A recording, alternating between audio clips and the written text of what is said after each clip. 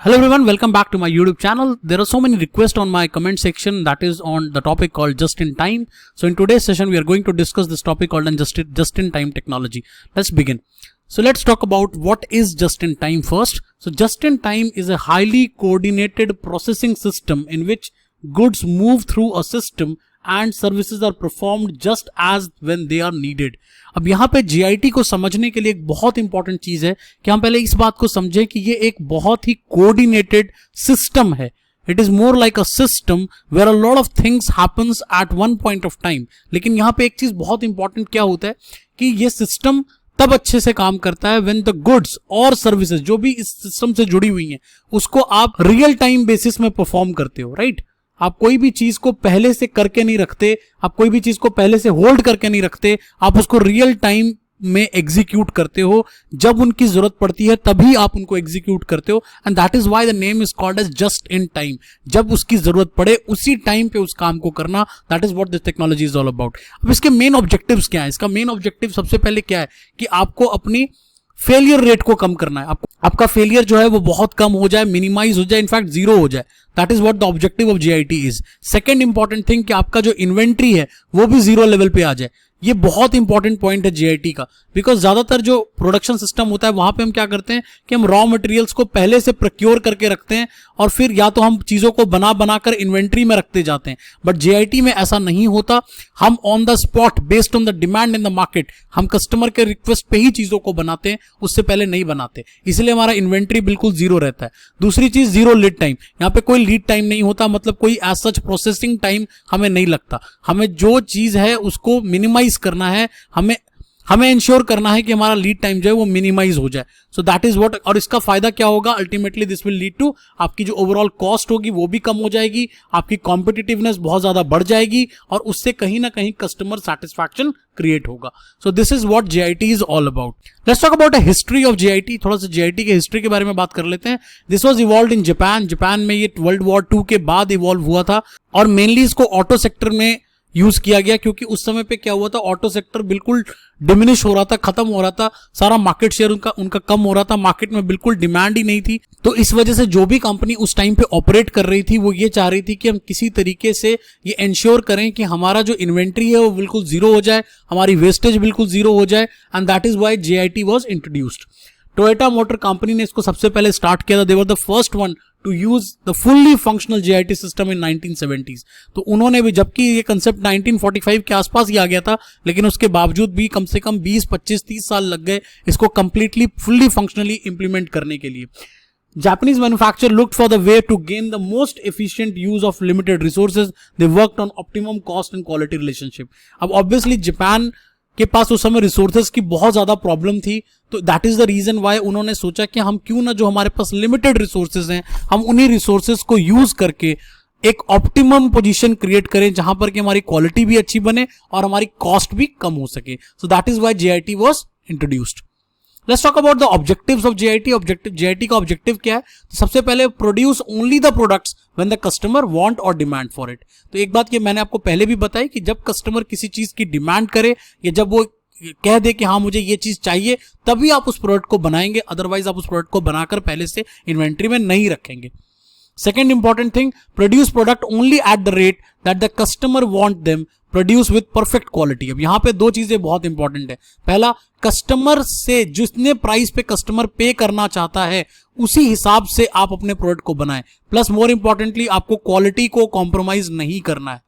So that is the reason why GIT becomes very efficient, because एक तो cost effectiveness भी बढ़ जाती है प्लस क्वालिटी भी आपका बहुत बेहतर हो जाता है. Produce with minimum lead time. जैसा मैंने आपको बताया प्रोसेसिंग टाइम को हमें कम करना है.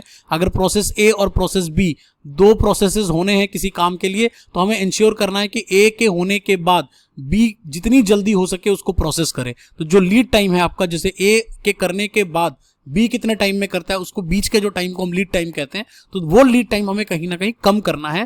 That is what the objective of GIT is. Produce the products with only those features that customer wants. Again आपको सब कुछ अपने से प्रिडिक्ट करके नहीं बनाना है. आप कस्टमर से ही पूछ लो कि भाई आपको क्या चाहिए, जिस हिसाब से उसको वो फीचर्स चाहिए उसी हिसाब से आप प्रोडक्ट को डिजाइन कर दो. बहुत सिंपल सा तरीका अगर मैं बताऊं, आप देखो हम किसी भी ऐसे बहुत सारे कस्टमाइज शॉप्स होते हैं जिनके पास पहले से कोई भी प्रोडक्ट नहीं होता और आप वहां पे जाते हैं, आप अपनी रिक्वायरमेंट बताते हैं और वो अपनी रिक्वायरमेंट के हिसाब से ही आपको बनाकर दे देते हैं। Produce with no waste of labour, material और equipment, every movement must have a purpose so that there is zero idle inventory. अब अगेन यहाँ पे दो बातें बहुत इंपॉर्टेंट है। पहला, वेस्टेज किसी चीज का नहीं होना चाहिए, चाहे लेबर हो जिसको हम मैन पावर कहते हैं, चाहे मटेरियल हो जिसको हम रॉ मटेरियल कहते हैं, या हम इक्विपमेंट्स की बात करें, क्योंकि हर चीज में पैसा इन्वॉल्व होता है। So that is what we need to do, हमें अपना मनी सेव करना है and that is why no wastage policy is very important. More importantly, अगर कोई भी मूवमेंट हो रहा है, चाहे गुड्स का हो रहा है, सर्विसेज का हो रहा है, मैन पावर का हो रहा है, तो चाहे किसी प्रोसेस का हो रहा है, तो आपको इंश्योर करना है कि उस चीज का एक पर्पस होना चाहिए। ऐसे नहीं कि कोई भी काम किसी भी टाइम पर हम कर रहे हैं, इसीलिए हमारा जीरो आइडल इन्वेंट्री, ये हमारी फिलॉसफी होनी चाहिए। अब इसमें मेन कंपोनेंट्स क्या होते हैं? इसके मेन कंपोनेंट्स होते हैं, first is called JIT manufacturing, second is called JIT purchasing and third is called JIT distribution. So let's discuss each one of them in detail now. Let's talk about JIT purchasing first. अब JIT purchasing क्या होता है? It is directed towards the reduction of waste that is at incoming inspection, excess inventory and poor quality. अब देखिए यहां पे सबसे important क्या है कि जीआईटी में जब भी आप परचेज कर रहे हैं किसी भी चीज को, तो आपको क्या करना है? आपको इंश्योर करना है कि जो प्रोडक्ट आप खरीद रहे हो, मतलब रॉ मटेरियल अगर आप खरीद रहे हो, तो वो उसमें तीन चीजें इंपॉर्टेंट हो जाती हैं। पहला, आप उसको खरीदने से पहले ही इंस्पेक्ट करो प्रॉपरली। सेकंड, आप देखो कि आपके पास कोई चीज एक्सेस इन्वेंट्री में नहीं होनी चाहिए, that is also very important. And third, कोई भी ऐसी चीज का क्वालिटी बहुत पुअर है, आप उसको नहीं खरीदोगे। तो इन तीनों चीजों का हमें ध्यान रखना है, क्योंकि हमें इनिशियल लेवल पे, मतलब right from the beginning stage पे ही, जहां पर आप परचेज कर रहे हो, वहीं पर आपको अपना रॉ मटेरियल, जहां पर आपको अपना वेस्टेज लेवल को कम करना है। To reduce all the non valuable added activities, ऐसी कोई भी एक्टिविटीज, ऐसी कोई भी जो आप परचेजिंग के टाइम कर रहे हो लेकिन आपको लगता है कि वो एक्टिविटी का कोई एज सच वैल्यू एडिशन नहीं है, तो हम उनको भी एलिमिनेट करने की कोशिश करते हैं। Elimination of in plant inventory, जैसा मैंने आपको पहले भी बताया, हम कोई भी इन्वेंट्री नहीं रखते, हम सिर्फ तभी प्रोड्यूस करते हैं जब कस्टमर का डिमांड आता है। कस्टमर के डिमांड और कस्टमर के फीचर्स को देखकर उसी के हिसाब से हम प्रोडक्शन का रॉ मटेरियल उठाते हैं और प्रोड्यूस करके डिलीवर कर देते हैं। Elimination of in transit inventory, plus एक चीज और हमें समझनी है कि होता क्या है, कई बार हम रॉ मटेरियल परचेज करते हैं, फिर उसको स्टोर करते हैं, फिर वहां से वो प्रोडक्शन प्लांट में जाता है, वहां पे स्टोर हो जाता है, तो उससे क्या होता है, कहीं ना कहीं आपका जो ट्रांजिट इन्वेंट्री है वो भी बढ़ता जाता है। ठीक है, पहले वेयर हाउस ए में स्टोर था, फिर वहां से वेयर हाउस बी में चला गया, फिर सी में चला गया, तो उससे कहीं ना कहीं आपको हर जगह स्टोरेज की कॉस्ट पड़ती है। So that is very very important कि आप अपना इन ट्रांजिट इन्वेंट्री या स्टोरेज कॉस्ट को भी कम करो। Now let's talk about JIT manufacturing के बारे में बात करते हैं। जीआईटी मैन्युफैक्चरिंग में काफी सारे प्रोसेसेस आ जाते हैं। First is called total quality management, production management, supplier management, inventory management और ह्यूमन रिसोर्स मैनेजमेंट। हम सबके बारे में अब डिटेल में बात करते हैं। टीक्यूएम के ऊपर तो मैंने ऑलरेडी एक बहुत डिटेल में वीडियो बनाई हुई है, एचआरएम भी बहुत डिटेल में मैंने कवर किया हुआ है, ये सारे ऑलरेडी आपको मेरे प्लेलिस्ट में मिल जाएंगे। Let's talk about total quality management. TQM होता क्या है, ये मैं पहले भी मैंने आपको डिटेल में बताया, मैं लिंक डिस्क्रिप्शन में डाल दूंगा, वहां से भी पढ़ सकते हैं डिटेल में। बेसिकली एक कंपनी का कमिटमेंट है कि वो क्वालिटी पे बहुत ज्यादा फोकस करेगी, क्वालिटी को एक कल्चर की तरह अपनाएगी rather than only a process, जिसमें हम हमेशा कंटिन्यूस इंप्रूवमेंट के बारे में बात करते हैं। Quality must be the highest priority then cost. Obviously आपको कॉस्ट को छोड़कर भी कई बार क्वालिटी पे ध्यान देना पड़ता है, और जीआईटी में भी हम इस बात का बहुत ध्यान रखते हैं। Minimize the waste, obviously quality can only be improved when your wastage level is very less. Eliminate quality inspectors. अब यहाँ पे जीआईटी में एक और इंपॉर्टेंट पॉइंट है कि हमें बहुत ज्यादा क्वालिटी इंस्पेक्टर्स नहीं रखने। उसका रीजन क्या है, राइट फ्रॉम द बिगिनिंग हम पहले से ही चीजों को इंस्पेक्ट करके बहुत ध्यान से उसको खरीद रहे हैं। तो अगर आप जितना ज्यादा क्वालिटी इंस्पेक्टर्स को बीच में प्रोसेस में ऐड करोगे, उतना काम डिले हो जाएगा। तो हम क्या करेंगे, हम पहले लेवल पे ही चीजों को ध्यान से खरीदेंगे, और उसकी वजह से हमारा जो इंस्पेक्शन लेवल जो आगे वाले प्रोसेस में कहीं ना कहीं हमारे टाइम को लेट कर सकता था, उसको हम कम करने में कामयाब हो जाएंगे। Quality is everyone's responsibility. Quality एक कल्चर की तरह होता है टीक्यूएम के अकॉर्डिंगली, और that is why it is very very important कि चाहे कोई मैनेजरियल लेवल का पर्सन है, चाहे कोई वर्कर लेवल का पर्सन है, बट वो क्वालिटी को अपनी प्रायोरिटी लेवल पे रखे। ऐसा ना हो कि आप देख रहे हैं कि प्रोडक्ट खराब बन रहा है, फिर भी आप कहते हैं चलो हमें क्या फर्क पड़ता है। So that should not be the part of TQM और GIT. Do it right in the first time. तो एक सिंपल सी फिलॉसफी रखिए कि गलत करके सही नहीं करना है, पहली बार में ही चीजों को सही करना है। Let's talk about the second thing and that is called production management. वहां पर भी जीआईटी का काफी रोल होता है। The principle of production management is important to sustain quality in the process. Obviously अगर आपका प्रोडक्शन प्रोसेस अच्छा नहीं है, प्रोडक्शन में मैनेजमेंट अच्छी नहीं है, तो आप क्वालिटी को मेंटेन नहीं रख पाएंगे। Pull system versus push system, इसको ध्यान से समझते हैं, ये काफी इंपॉर्टेंट होता है जीआईटी के लिए। अब पुल में क्या होता है? पुल मतलब मेड टू ऑर्डर, और पुश में क्या होता है?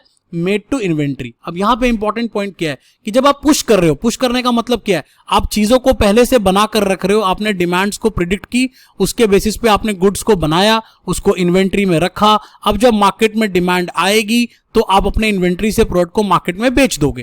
That is what is all about push. लेकिन पुल में ऐसा नहीं होता। पुल में क्या होता है? पहले कस्टमर अपना डिमांड डालता है, फिर उस डिमांड को आप लेते हो और वो डिमांड के हिसाब से प्रोडक्शन करते हो और फिर वो डिलीवरी में जाता है। मतलब पूरा प्रोसेस रिवर्स चलता है as compare to the push one. और जीआईटी को जैसा मैंने आपको पहले भी, अभी जीआईटी में मैंने आपको जैसे बताया भी था कि जीआईटी में कंप्लीटली पुल सिस्टम पे काम करता है रादर देन पुश सिस्टम। यहां पे कस्टमर पहले ऑर्डर डालता है, उसके बाद ही हम कुछ बनाना शुरू करते हैं, उससे पहले हम कुछ भी नहीं बनाते। हम कस्टमाइज करते हैं as per the requirement of customers, right.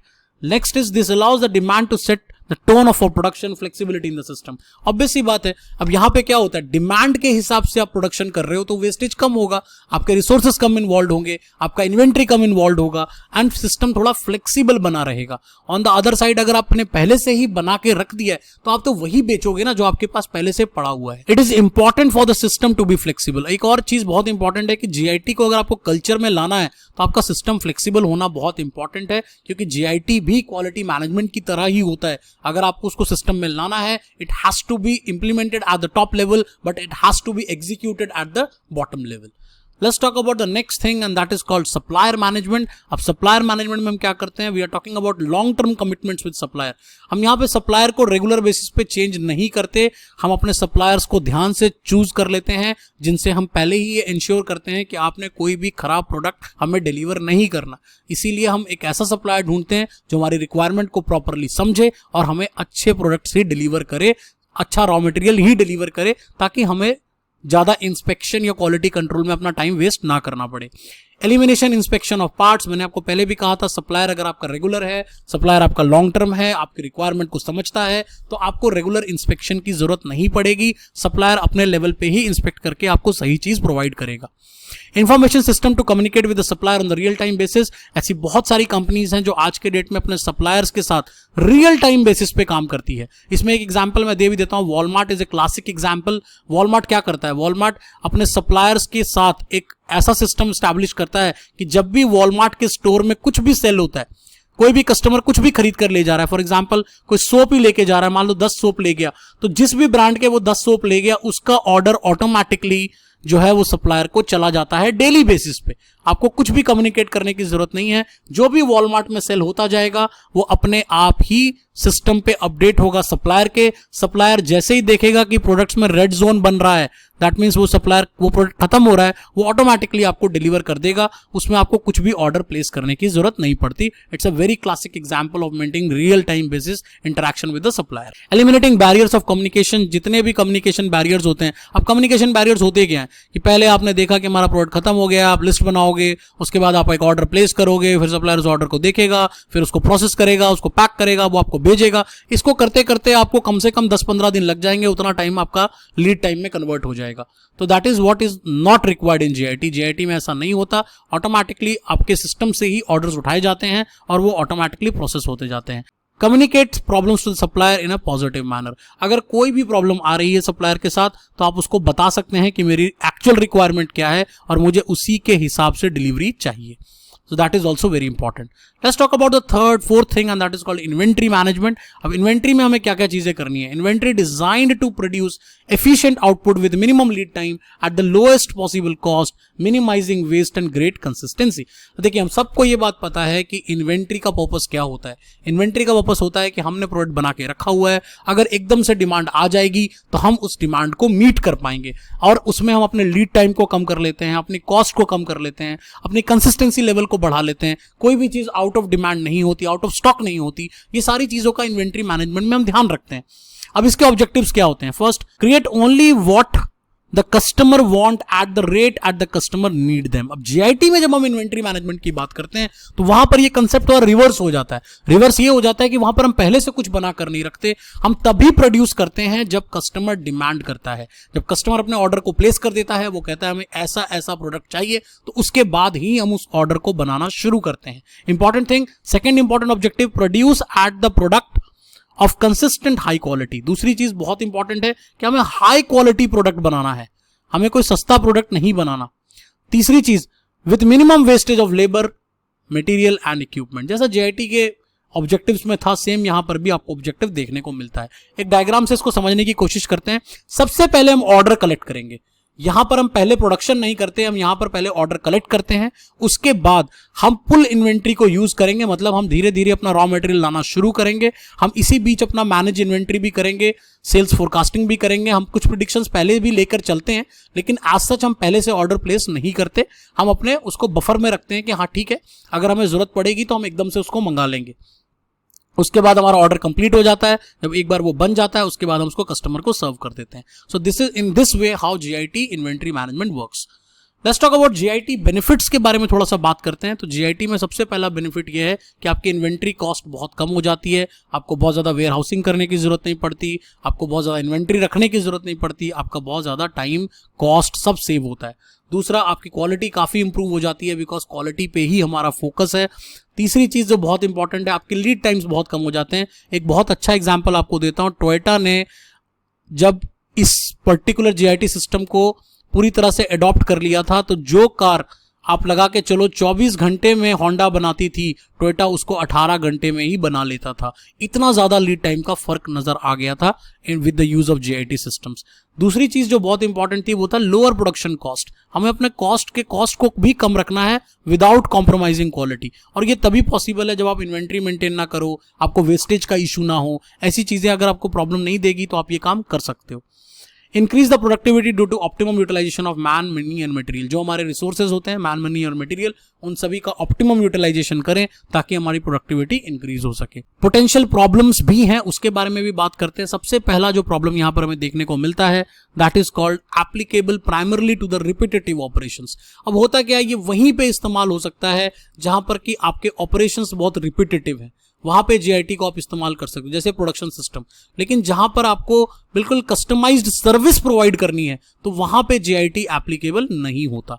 दूसरी चीज, it requires very disciplined environment, एक बहुत डिसिप्लिन्ड इन्वायरमेंट जहां हर पर्सन का फोकस सिर्फ काम के ऊपर है। That is why Japanese was able to do it, Americans भी कर नहीं पाए, आपको और कोई भी इकोनॉमी में ये पहले स्टार्ट नहीं हो पाया, सिर्फ जापानीज कर पाए, because they are one of those people who are highly disciplined with respect to their work. Based on the cooperation trust, यहां पर कहीं ना कहीं एक डिपार्टमेंट दूसरे डिपार्टमेंट पे कोऑपरेट करता है, ट्रस्ट दिखाता है, एक प्रोसेस दूसरे प्रोसेस पे कहीं ना कहीं भरोसा रखता है कि अगर ए ने इतने टाइम पे देना है तो बी भी उतने टाइम में उस काम को कर देगा। More like a relay race, आप इसको ऐसे समझ लें कि अगर रिले रेस अगर हो रही है तो हम कैसे एक पार्टनर को दूसरे पार्टनर पे भरोसा रखना पड़ता है, तभी हम उस रिले रेस को जीत सकते हैं। रिक्वायर्स चेंज ऑफ फिलॉसफी, सिर्फ ये प्रोसेस नहीं है, JIT is not a technology, it is not a process कि हमने कहीं से खरीद लिया, कोई मशीन नहीं है जिसको हम स्टैब्लिश कर लेंगे। It is something which comes into your culture, it is something which comes into your philosophy. वो आपके फिलॉसफी का पार्ट बनेगा तभी ये पॉसिबल है, और दैट इज वाई ये थोड़ा मुश्किल हो जाता है क्योंकि हर कंपनी अपने फिलॉसफी में चेंजेस नहीं ला पाती। Plus often registered bye employees, ये एक अच्छा बड़ा चेंज है और कोई भी चेंज आसान नहीं होता, काफी सारे एम्प्लॉइज को अडॉप्ट करने में काफी दिक्कत होती है, and that is why JIT काफी जगह पे इंप्लीमेंट नहीं हो पाता। Easier to understand and difficult to implement, बहुत आसान है, जैसे मैंने आपको 15-20 मिनट पढ़ाया और आपको समझा दिया कि जीआईटी क्या होता है, बट अगर मैं कहूँ कि किसी प्रोडक्शन प्लांट में जीआईटी को इंप्लीमेंट करना है तो बहुत मुश्किल आएगा, हर लेवल के चैलेंजेस आप देखोगे। सो आई होप आपको ये टॉपिक सारा समझ में आ गया हो कि जस्ट इन टाइम क्या होता है, उसके बेनिफिट्स क्या हैं, उसके फॉल्स क्या हैं, उसके कंपोनेंट्स क्या हैं। तो thanks for watching. If you really like my content, do subscribe to my channel, share करें, लाइक करें, और ये टेलीग्राम चैनल तो आपने ज्वाइन कर ही लिया है। अगर आपने कर लिया है तो आप ऑलरेडी मेरे पीडीएफ रिसोर्सेज को वहां से डाउनलोड कर सकते हो। तो अगले लेक्चर में फिर मुलाकात होगी। Bye bye.